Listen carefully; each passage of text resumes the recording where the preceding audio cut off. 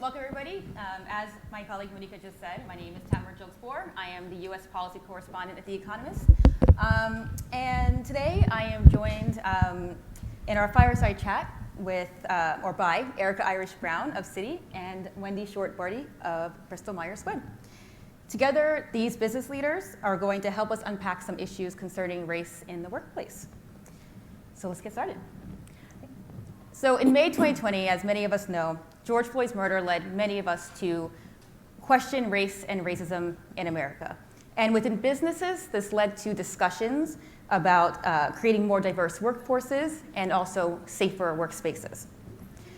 But unfortunately, since then, many companies have fallen short of their goals that they set in 2020. So over the next 40 minutes, we are going to discuss some strategies to keep up with the momentum regarding equity and inclusion. And at the end, we will have some time for questions from the audience. There's two ways to do that. One is the old-fashioned way, through the mic in the center of the room, and also through Slido. So before we begin, let's first get to know both of these ladies. Erica, can you tell us a bit about your role and what you do? Sure. Well, first of all, hi, everyone. Thank you for having me. It's a privilege to be here. I joined Citi a year and a half ago as Chief Diversity, Equity, and Inclusion Officer and Global Head of Talent. So my role not only covers all of our efforts to recruit, retain, and develop top diverse talent around the globe, but also all of our talent management practices, our high potential programs, our talent assessment practice, our succession planning, as well as our executive coaching practice. So when you think about the whole talent life cycle, as well as applying a diversity lens to everything we do for our people, I'm fortunate to lead a pretty large chunk of that. I like that, talent life cycle. I've never heard that before. And Wendy, can you also tell us a bit about yourself? Sure. Again, to echo Erica's comments, it's a pleasure to be here today. My name is Wendy Short Barty. I'm Senior Vice President and Chief of Staff to the CEO and Chairman of Bristol Myers Squibb. And in that capacity, I work with the CEO to ensure that we're focused on the overall health of the organization. We're looking at the culture of our organization and really making sure that we're focused on the effectiveness of the leadership team in the organization. And prior to that, I was the head of the U.S. Oncology business for BMS. Excellent. So as you can see, we have two impressive ladies on the stage right now. So get ready with your really tough questions. Three impressive ladies on the stage right now. Oh, I'm feeling the love. So Wendy, actually I'll start with Erica. So we spoke earlier a little bit about the work Citi is doing to support diverse talent. Can you talk more about that? Yeah, absolutely. So, in your intro, you talked about all of the commitments that were made after George Floyd. And what I really appreciate about having joined Citi is that this work was in flight prior to George Floyd, prior to the racial reckoning, and that it was driven by strategy and intention, not a reaction to the landscape at the time. So one of the things that Citi has always done is be transparent around its business. So we're transparent when it comes to pay equity. So when every company had to start reporting the raw pay gap in the UK, we decided just to go global with that, and we publish a global wage gap for women as well as Black, Hispanic, and Asian in the US. So we've taken transparency to that level in terms of our ESG report, our talent report, as well as the diversity of our MD class. So that's one thing that we've put into motion to try to drive progress for all of our people at the firm. Another thing is using representation goals. So, I always like to say representation goals are just one tool in the toolkit. Having goals without a solid strategy on how you're going to achieve the goals and a culture of inclusion so that your goals are achieved and sustained and an environment that's productive is really important. So Citi had set representation goals in 2018 to be achieved in 2021, and I had the privilege of working there to drive us across the finish line. But then we decided we wanted to make our goals even more global, even more inclusive, and at every level of the firm. I think rightly so, we started at the assistant vice president level and above, so that we were really looking at management level, not just bringing people in at the entry level, but we also need to make sure we're focusing on the entry level and we have a solid pipeline. So we have set goals for women globally to be 43.5% by 2025. We've expanded our Black goals to North America. The original goal was just US.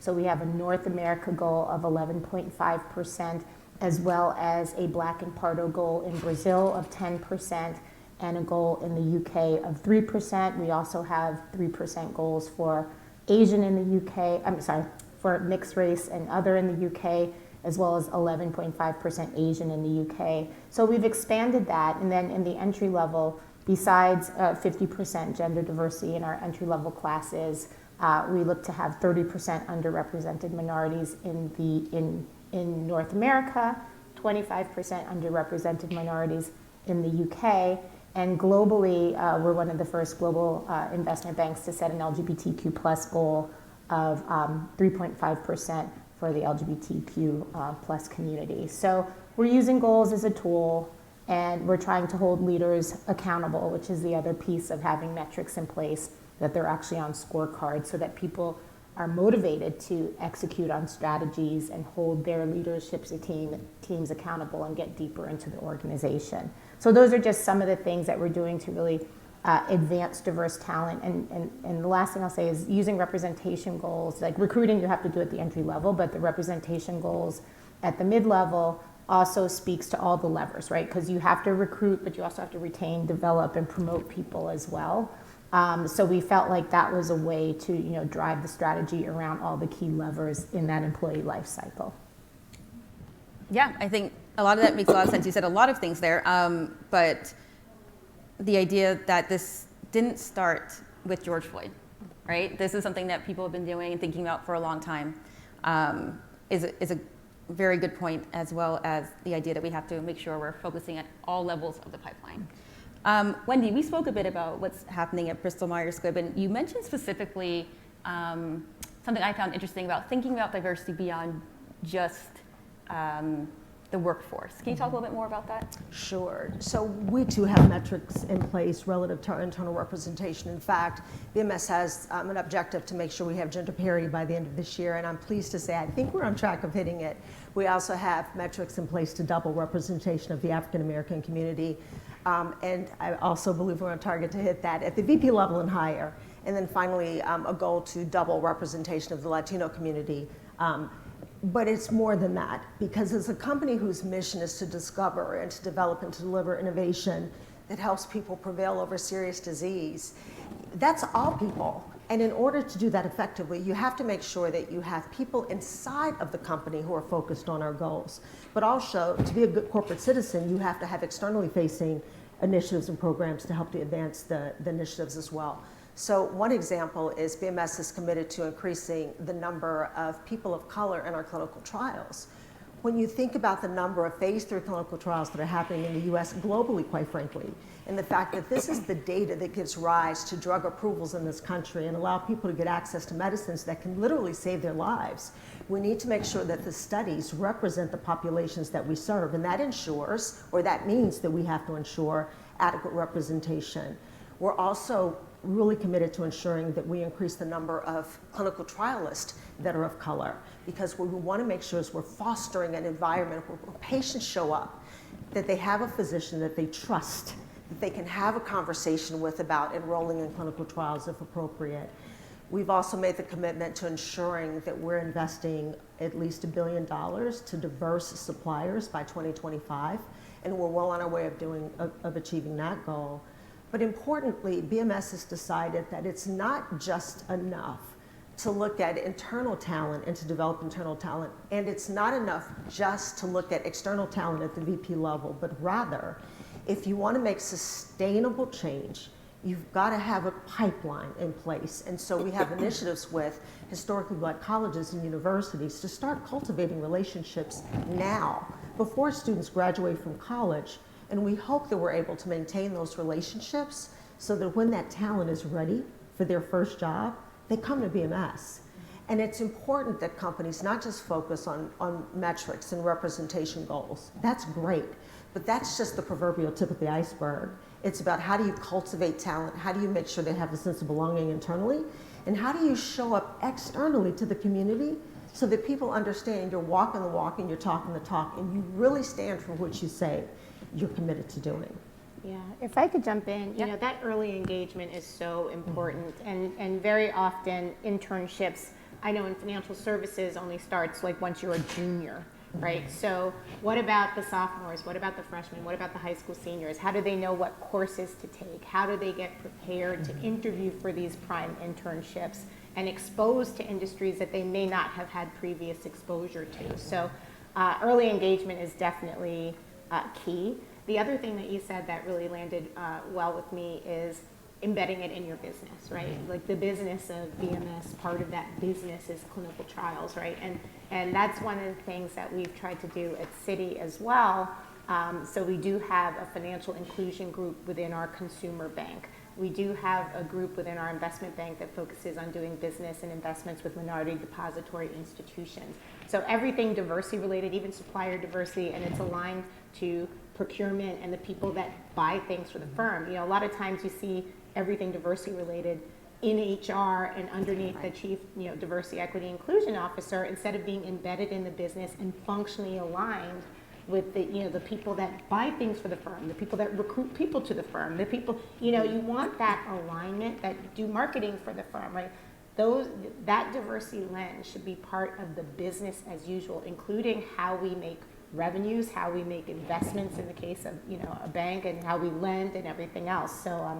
So that's when I think really it also brings to life not just the business case for diversity, equity, inclusion from a human capital standpoint, but in terms of really creating shareholder value and bottom line impact for the firm, because it is so closely aligned with the business of the firm. And I have to build on that. You're not going to ask any questions. I'll just walk away. Yeah. A lot of times people talk about why do we need to do this? Like, what's the WIFM in having diversity and inclusion programs in corporate America?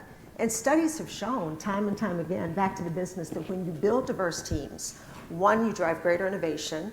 Two, you're far more effective at complex problem solving. They've actually linked diverse teams to a greater sense of belonging and happiness in an organization. And studies have also demonstrated that companies that are diverse actually perform better from a profitability perspective than homogeneous environments. So this isn't a do-good. This is good for business. And I think it's really important that people understand this is about the health of organizations. Now, what will also happen is that highly qualified people will get opportunities that are critically important, but this is about business impact, and that's really important for people to understand. Yeah, and one caveat I'll add. So my dear friend, the late Kathy Phillips, who was a professor at Columbia Business School, in talking about the higher performance of diverse teams, the caveat is that they're well managed. And that's important because diverse teams are more difficult to manage. But how you capture that higher performance is through, engaging and creating that team dynamic and creating that healthy discourse and allowing innovation to happen and better decision making to happen. But if you don't have effective managers and if you're not holding leadership accountable, there are also challenges with diverse teams, right? So it's important to share both sides of that story, and to really focus not just very often when it comes to diversity, equity, inclusion, folks are just focused on the people who are so-called diverse and how we invest and develop the group. But we have to invest and develop managers and hold leaders accountable as well. So there's two sides to that accountability, and you can't just tell leaders, oh, you should be an inclusive leader. You actually have to give them the tools, the training, the behaviors of an inclusive leader in order for leaders to be able to be well informed and equipped to be inclusive leaders. Agree.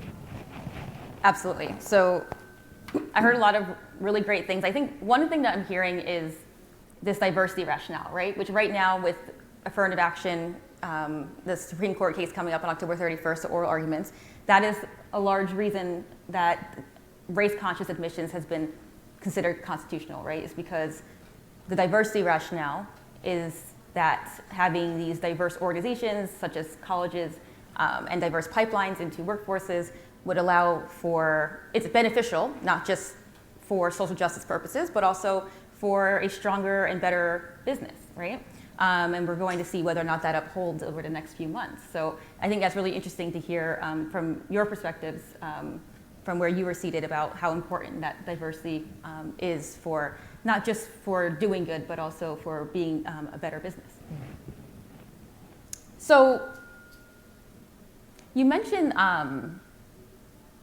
that it's important to have strong managers because diverse teams can help with the bottom line and can make things more innovative and are, been shown through research, but also there are concerns, right? Can you talk more about that? I think there's probably people in this room who might fear being that manager who has a diverse team that has that conflict. How do you talk to your employees, and how do we deal with that fear? So, I wouldn't use the word conflict, right? I tend to use words like healthy discourse, right? Different perspectives and creating that. We talk about disruption, disruptive innovation. Well, how do you do that, right? It's those different perspectives. I think a manager, we have this term inclusive leadership, but it's really just leadership, right? Knowing your talent, knowing what motivates them, their strengths or weaknesses, how to bring out the best in your talent, how to solicit diverse views and perspectives, how to ensure that everyone has an opportunity to develop, how to share credit for success, right? We've coined that inclusive leadership, making it safe to give an opposing view, but that's leadership, right? And I've taken lots of leadership courses and trained people in leadership, but I go back to what my mother told me: a good leader brings out the best in others, and you don't have to be the best at that thing to be the right person to lead the team. So I don't think it should be something to be feared. At the same time, like any leader should be able to be, have a certain amount of humility, to do a certain amount of listening and learning as much as they are leading and directing and decision making. And I think leaders that are inclusive leaders also listen and understand the experiences of their people, the perspectives of their people, what informs their views, is willing to change course, change your mind, be influenced by the teams that they've built, and how they're influenced by data. So I think, those traits are traits of just good leaders. And then in managing a diverse team, really when you're thinking about the diversity of your team, it's not even just race and gender. It's all the different perspectives, experiences that people bring to that team. And if you've done a good job selecting your team and developing your team, and then that's, again, what makes you an effective manager, which makes that team ultimately high performing, right? And we do take manager effectiveness really serious at Citi, so it is an executive scorecard item, as well as we have an inclusion index to measure how inclusive the environment is that our people are working in, and whether or not people feel a sense of belonging, and that also goes on the executive scorecard. So that's equally as important as whether or not they've achieved their diversity metrics, or we have talent mobility metrics that also are metrics that my team leads and focuses on to make sure that our high potential talent has career mobility, because if they don't have career mobility at Citi, they'll go have mobility somewhere else. So these are all the things that we try to hold leaders accountable to, and make sure that we arm them with the tools in order to be successful in those metrics. But I think, Erica, implicit in what you said is the need to ensure that you've got manager buy-in to what the company's trying to do, because I think when companies are developing diversity and inclusion strategies, the first thing, which is counterintuitive, is to look at your numbers in a really careful way, right? The numbers are small, and we tend to shy away from small numbers because we want certainty. And But when you talk about diversity and inclusion, small numbers matter, because what companies have a tendency to do is to start lumping groups together. We look at women as a whole. But what we don't do is cut the data and to really look at what the experiences of not just women, but Black women or Latino women or gay women, right? And those experiences are very different. So the first thing we have to do is actually do something that's counterintuitive, which is to look at the small numbers and give credit.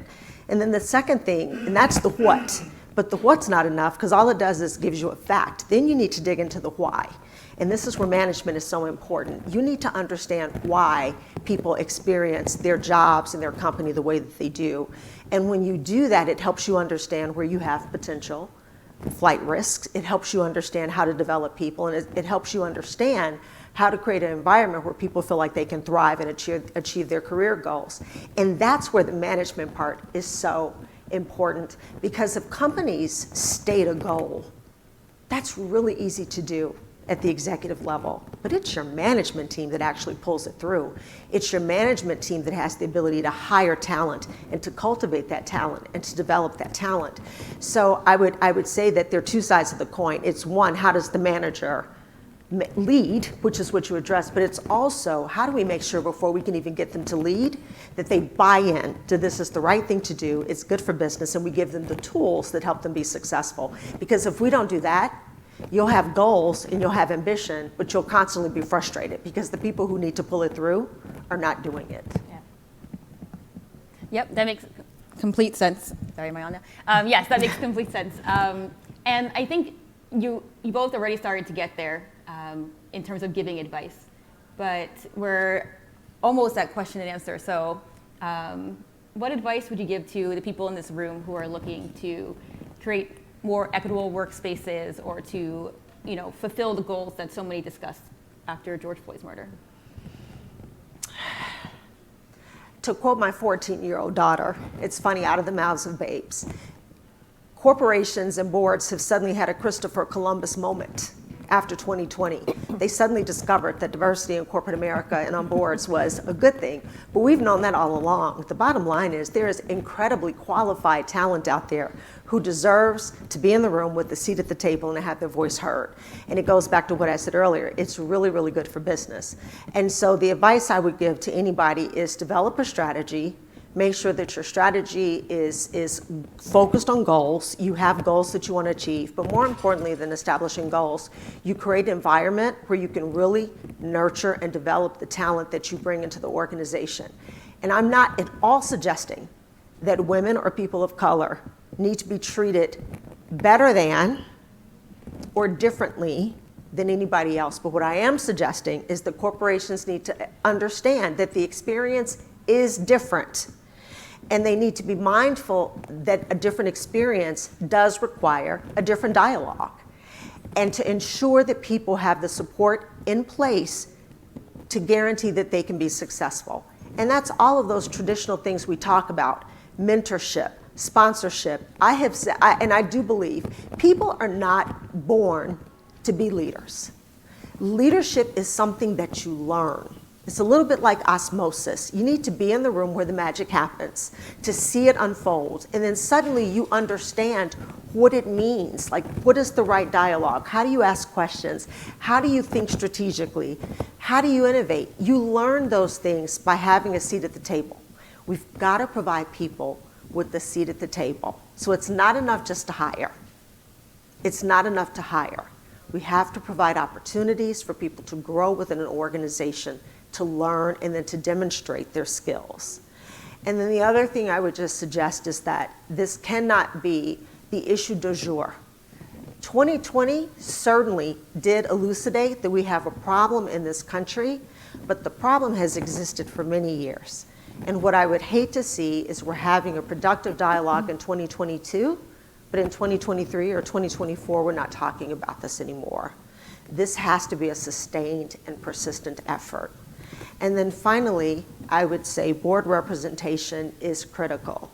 Boards are put in place to protect the interest of stakeholders, their shareholders, to hold companies accountable and to mitigate risk. And implicit in that responsibility is to represent your constituency And that means ensuring that you've got representation that looks like the people that you're there to represent. And so those are the things I would say are critically important. Yeah, I agree 100% with everything that was just said. I think the board point is important. Leadership starts at the top, right? So even though you have to definitely be sure to penetrate middle management where all the hiring and day-to-day management is happening, you can't just talk the talk at the top and expect everybody to walk the walk throughout the organization. So, you know, at Citi, our board is 58% gender diverse. You know, we have the first woman CEO of a major investment bank. She has a diverse leadership team, and not just gender diversity. She has 6 people that are racially or ethnically diverse on our executive management team, right? So you've got to role model that behavior from the top. So just saying it is not enough. Also, it's not a one and done. To your point, it's not episodic, but also, you know, how you communicate the importance of diversity, equity, inclusion, and inclusive leadership. You know, it's like a drumbeat, right? So what's the cadence of your team meetings, town halls, what's the newsletter? You know, it should be a drumbeat that's reinforced through every communication mechanism and in every leadership message, so that it's consistent, that, you know, as a senior leader, your team should know what your commitment to diversity, equity, inclusion is, even what you are personally doing, and your team and your leadership style should reflect that. The other advice I give people is just to like do their research. So Wendy referenced like, you know, the McKinsey report, why diversity matters, and the fact that companies that are gender diverse or ethnically diverse, if you're in the top quartile, what the financial improvement and results are versus its peer groups. So, you know, there's enough research out there now. When I started in this space, it was all anecdotal. It's not anecdotal anymore. That's right. So, you know, do the research. Also develop your sort of cultural competency and cultural fluency, because, you know, again, there's so many dimensions of diversity, well beyond race, gender, sexual orientation, people with disabilities, but also even just cross regions, you know, large global firms with people in 96 countries, and, you know, that cultural fluency and that understanding of how people work and cultural norms and everything, that's really important to how you lead and how you understand the why, or how, you know, how business is done in Latin America, and why, you know, the sale may not have been closed on that first meeting, or why, like, you know, whatever the example is.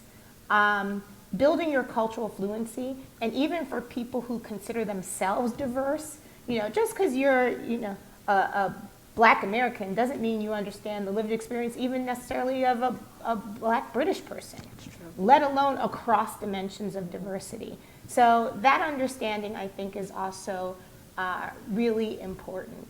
And ultimately, you know, we've been talking about inclusive leadership, and, you know, adopting those behaviors is very important. And I think creating a dialogue where, you know, people can challenge the status quo. Like just doing what we've always done. Like, sure, it's what's gotten our companies, you know, I mean, my company's 200 years old. Like, okay, it got us that far, but what's going to get us the next 200 years, right? And everybody loves disruptive innovation, but a lot of times folks get, you know, like wishy-washy when you start talking about diversity. But, you know, diversity just means difference, and that innovation means doing something different. So why is there such a different response for those two things? So that's all I got. That was a lot. Excellent. So now we have about, let's see, 8 minutes left, and we're open to questions. Go ahead, please walk up to the mic. I have one. I'm Alex Swartzel from Jobs for the Future. This was so helpful. Thank you to all three of you. I wonder, especially Erica, for you and Wendy, how you think about career advancement within both of your companies, and especially making the career pathways in the title of the panel accessible for people. Because so often, you know, if I'm in a job and I want to get to the next job, or if I want to be the CEO someday, the steps that it takes to get there are not always transparent, especially to people who may not have come up in environments of privilege. How are you all working to externalize that kind of sort of tribal information, or ways that people can develop their skills, maybe across a number of different pathways to get from where they are to where they would like to get to eventually in the company? Thanks. Yeah, a few things I'll share. And Wendy talked about mentorship and sponsorship, right? That's super important. Everybody should have a mentor, and having a sponsor certainly helps you secure whatever that next level opportunity is. We do have specific development programs, some that are targeted at groups like, women, the LGBTQ plus community. So we do leverage development programs for select groups, especially at certain levels where we might see a drop off in terms of the representation of that group at that level, or this might have been the feedback that came out through the promotion process or whatever. As you can imagine, we do look at the data every which way, whether or not it's promotion data, hiring data, and the career velocity of our people in different groups, as well as the different career the experience of how people experience the firm and believe what career opportunities they have through the voice of the employee, and we do slice and dice that data as well. The other thing that we do at the more senior levels is that we have assessments that we use, psychometric tools to understand people's potential, understand whether or not they are broad, whether or not they are deep and vertical and subject matter experts. And we create development plans, and those development plans not only take into account what we know and what we've assessed in terms of their backgrounds, but also what they aspire to do and what are the skills that are necessary, to what they aspire to do. And of course, as we get more senior in the organization and they really lead into the succession planning process, that data and the assessments are invaluable, and how we track progress against the development plans is an important part of my team's function there, which might include executive coaching, might include external coursework and development programs. So it just depends. But I do think if you're not intentional around talent management, that many people can get lost, especially in a large firm. And even the metric that I mentioned, the talent mobility metric that we put in place for managers of high potential talent, with the concept that at minimum sort of every 4 years, people should be moving, or high potential talent should have that next level opportunity. We're sort of measuring what that looks like by scorecard holder to make sure that, because managers love to hold on to great people, and that's great, but we want to make sure the firm holds on to great people and benefits from them. And so even just that mobility measure, I think, sets the tone that there's an expectation that we're moving our top talent around the firm. So those are just some examples. Erica, thank you for sharing that. Your name is Alex, yes? Alex, thank you for the question. I think just a couple other things I would add to that.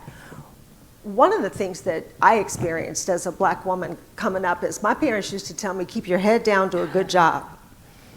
Well, keeping your head down and doing a good job is like cost of entry, but keeping your head down means you're not looking up at opportunities, you're not networking, you're not meeting the people in an organization that can help make the difference in terms of career progression.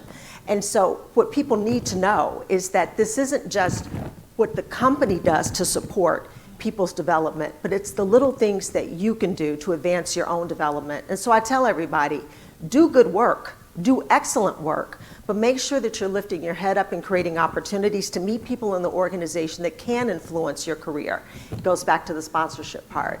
The other thing I encourage people to do is, yes, do your job incredibly well, but find opportunities to take on enterprise level projects and initiatives so that you can demonstrate to the organization your ability to play at a higher level and to punch at a heavier weight that you're demonstrating in your role. Finally, the other thing I encourage people to do, and this is so important, is to be persistent in getting feedback. Because oftentimes what happens is we'll have discussions with our managers and we'll say, how am I doing? And your manager says, you're doing great. And all I hear is, I'm great. And I walk out the room and I think I'm great, but I'm not getting the promotion. And so it's really important for people to ask the question, I'm so happy I'm doing great. Tell me what I can do differently or do better, because my intention is to get promoted. Because you need to know where your blind spots are, and you need people to commit that if there isn't a blind spot, they're going to help you get to your next role. And then that's the final thing. Be clear about what you want. Be clear about your ambition. And it doesn't mean you've got to have it mapped out, I want this job by this date in this company, but at least give people a North Star to anchor to so that they can help you get to where you want to be. So I think it's it's a balance of what is the company and the organization going to do to support talent, but what are you going to do to support yourself as you travel on this journey? And then the final thing I would say, and I think this is so important to reiterate for women and people of color, there is nothing wrong with being ambitious. There's nothing wrong for wanting to be the CEO. Now, is something wrong if you're not treating people well, or you're not really doing your job well, or you don't have self-awareness, but there's nothing wrong with ambition. So I encourage everybody, write a I love me letter every year. It's not your year in review, but it is your opportunity to sit down and think critically about what do I do incredibly well, or what have I given to this organization, beyond the construct of here are the objectives and the metrics of the objectives and how you deliver against it. Invest in yourself. It's the best thing you can do to help advance your career. Well, I don't know about the rest of you, but I'm taking notes. I'm about to go talk to my editor. I would add to that too, that looking for mentors, if you two were anywhere near me when I was at Boston Consulting Group or anything, I would have gravitated towards you in a second and asked you for help. But it's also really important to find mentors who don't look like you. Yes. Right? So I would add that as something to also think about. We had another question, and then I think that'll be our last. Oh, no? Sorry. Well.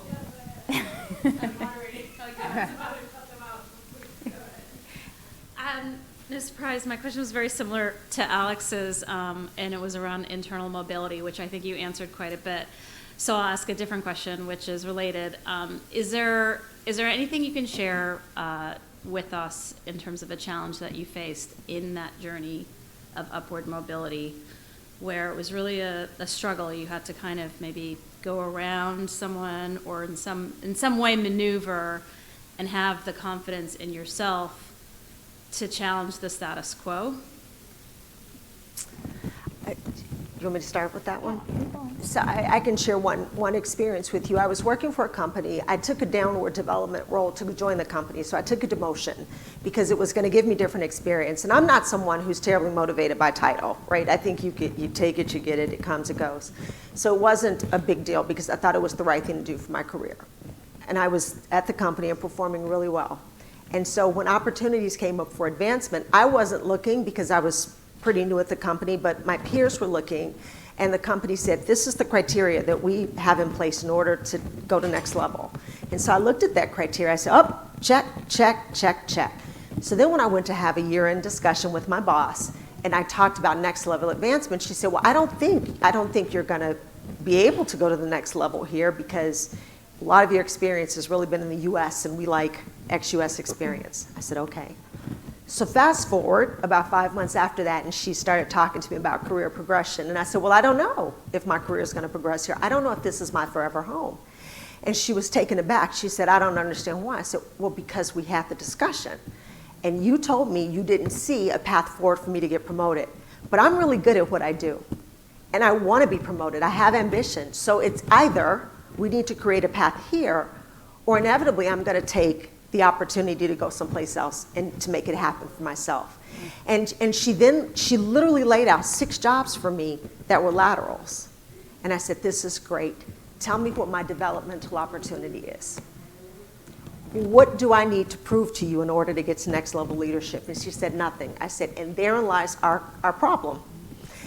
6 months later, I was promoted. And so it was just an experience of, you got to ask, and it's not offensive, and it doesn't have to be uncomfortable, it doesn't have to be a conflict. But if you're not advocating for yourself, nobody else is going to. And just keep that in mind. I think it's nuanced, I think you have to be elegant, I think you have to be thoughtful, but never ever forget that nobody is a bigger advocate for you than you. And make sure that you fight for yourself when opportunities come up and you're really clear about what you want to do. Yeah, when I was at Bloomberg, there was a saying, don't ask, don't get, right? right. You know, very simply put and quite accurate. The other thing, you mentioned confidence, and I think it's very important to touch on that because there is a correlation between confidence and competence. And even, again, in the diversity space, very often we can be found having imposter syndrome or questioning ourselves and our sense of belonging, if we belong there or not. So, one of the things that I used to say, and had worked with some thought leaders on a piece of research paper, and talking about the fact that, if you're 3 questions deep, right, on any topic, anything you put in front, like if you can answer those 3 key smart questions, right, that somebody's going to ask you when you put forward a proposal or, whatever that is, here's the numbers, et cetera, then that should be your sense of confidence, right? When you actually are that subject matter expert, when you actually do know that you can answer those 3 questions and that you've thought about what are those 3 questions, what are they going to be, and that you're equipped to answer them and sort of justify your position, your whatever the example is. So I do think that it's important to get that right mix between competence and confidence. Sometimes, there's such a thing, of course, as being overconfident and underconfident, But that's where I've gotten a lot of my strength from, and especially, when I find myself battling with imposter syndrome. And, when you sort of think about it and you're like, well, nothing has been freely given. Everything has been earned, right? And that also can be a source of confidence because meritocracy, a lot of times people think diversity, equity, inclusion is in conflict with the meritocracy. And I think exactly the opposite, actually, right? Because now you've opened up the meritocracy not to the relative few of the privileged few, but rather everyone has a chance to compete. And so I think that that's important also to recognize that very often that competitive landscape is made more competitive by your presence and the fact that that you have not been given any advantages or head starts on that in that competition, unlike many others in that race. So I think you have to be smart and savvy and navigate. You do have to be strategic, and again, those mentors and those sponsors are key.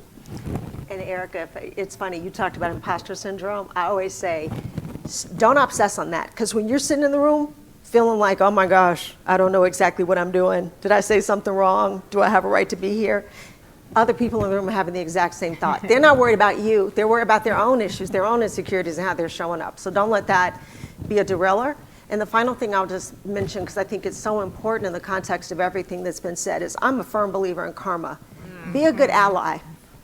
Be good to people around you, support people around you, and it comes back full circle. Everybody is in need of support professionally at some point in time in their career. And you never know the power of your support for somebody else. And when you look out for others, they will look out for you. It's just good human behavior. The energy you put in is what you get out. I'm a firm believer in that, for sure. Excellent.